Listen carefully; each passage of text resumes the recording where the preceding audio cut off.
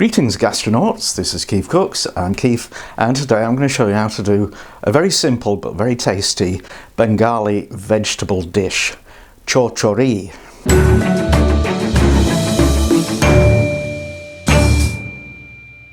So I'm doing this for Husnara Ali, who asked for it a few weeks ago. Actually, I'm lying, she didn't really ask for this. She asked for a veggie curry, but with chicken from like Bengal or Bangladesh, and this is what I came up with. No chicken, not really a curry, but you know, it is vegetables, and that's great because it's not only vegetarian, it's also vegan. So for my mate Anna in Madrid and Rachel in Newcastle, you guys can do this.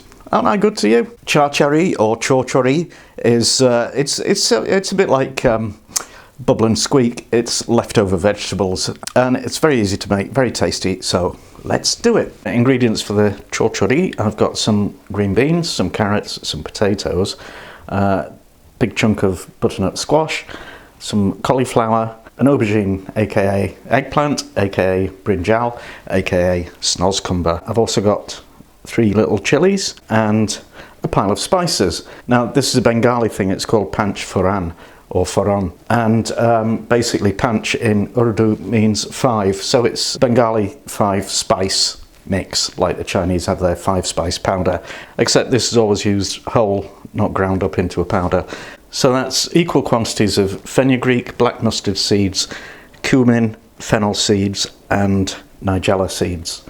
And one other optional, well, 2 other optional ingredients. One is stinky powder, asafoetida, also known as hing, and a teaspoon of whole grain mustard. I'm using mustard because you're supposed to fry this in mustard oil to start off with, but I haven't got any, but I do like the taste of mustard, so I'm doing that. So I'll just mix up my Panch Phoran, just chuck everything into a little bottle jar. We're only actually going to be using 1 teaspoon of this, so there's going to be plenty left for other times. So we want to peel the spuds, and the choice of vegetables for this dish isn't really fixed in stone. It can be pretty much anything, but you do want to try and get a combination of crunchy veg and mushy veg. And one thing I've noticed that is never really done is using the sort of Indian holy trinity of ginger, garlic and onion. You don't do it in this dish. And we'll top and tail and peel the carrots as well. And now you need to chop your spuds and carrots into quite small pieces. You need to gauge the size of chunks that you cut from the different vegetables so that they'll all end up being cooked at the same time, because things like potatoes and carrots obviously are a bit harder and take a bit more cooking than things like aubergine and cauliflower. So that's the butternut squash, well, half of that chunk, and you can also use pumpkin or gourd or whatever, but this is what I've got. So I'm cutting these into pieces that are somewhat bigger than the potatoes and carrots, and the green beans about 3/4 of an inch, about 1.5 centimetres. Cauliflower quite big. Don't keep the bits of stem on, it's all good stuff. And the snozcumber. So I've got the pan on sort of medium-high heat, and I'm going to chuck a load of oil in, good slug, and we want that to get hot, obviously. And I've also got, well, I've got my mustard, my Panch Phoran, and some water, which I may or may not need. I think I probably will. And you might also want to add a bit of salt and sugar later on, but that's a matter of taste, and we'll see if we want that when we get to that time. The oil is smoking, and I'm going to add actually 2 teaspoons of Panch Phoran, and just let that cook until it starts popping. Also want my chilies, my little chilies, they're whole but with the ends chopped off. Okay, that's pretty much done, so I'm going to add, well, first of all, the carrots and potatoes.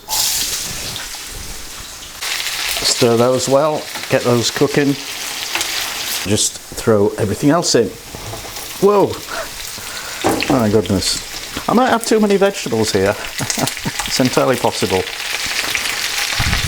So those are cooking down a little bit, and keep stirring to make sure they don't stick too much. But part of the thing about this dish is you do want a bit of char on your vegetables, and I've seen it suggested that's where the name comes from, Charchari. I've also seen it said that means like hodgepodge. This is like your Indian bubble and squeak, I think. Anyway, whoops. I'm going to throw in my mustard.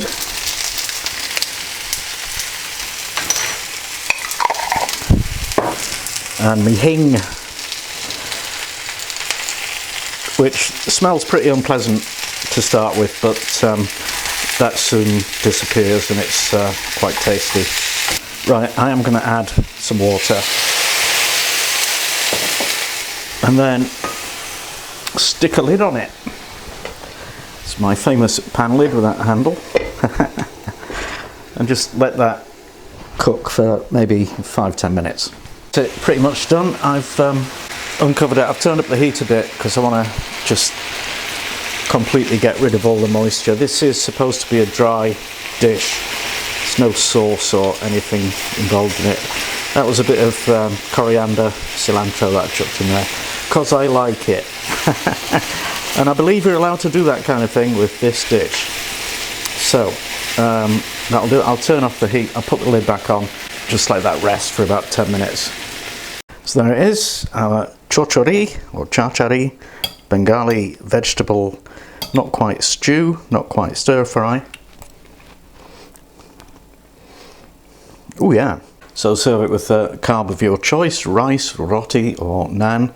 And speaking as a confirmed carnivore, that isn't half bad. That is very good indeed, actually. I like it. Needs a bit of salt, but apart from that, yummy. And that's that. I hope you enjoyed it. Now you can get the full recipe on my website, keefcooks.com, and there should be a link kicking around on the screen over there or down there. And if you haven't already done so, please subscribe to my channel. Link. And talk to me. Leave comments, make requests, keep it civil and friendly or I will ban you. And thanks for watching and see you next time.